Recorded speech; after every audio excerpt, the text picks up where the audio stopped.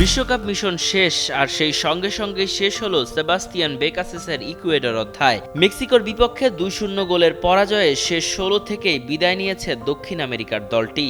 আর match শেষে বাঁশি বাজার পরই আবেগঘন বিদায়ের ঘোষণা দিয়েছেন এই আর্জেন্টাইন কোচ।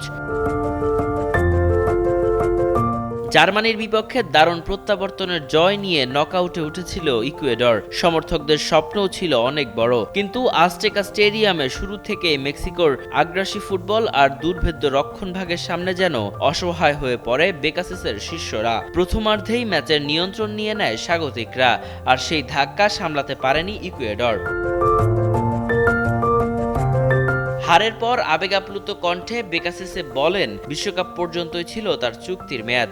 ফার্ম ফ্রেশ পাস্তুরিত তরল দুধ, বেশি ভালো দুধ।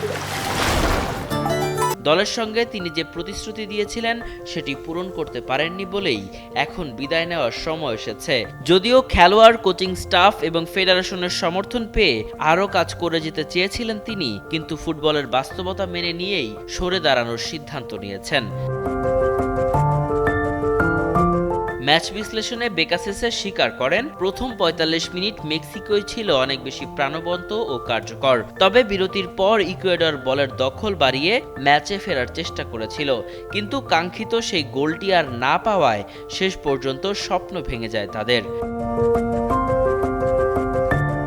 তবে বিদায়ের মুহূর্তেও নিজের কোনো কৃতিত্ব নিতে চাননি এই আর্জেন্টাইন কোচ। বরং তিনি বলেছেন, তার সবচেয়ে বড় অর্জন এই তরুণ ইকুয়েডর দল। উত্তরাধিকার যদি থাকে সেটি খেলোয়াড়দেরই।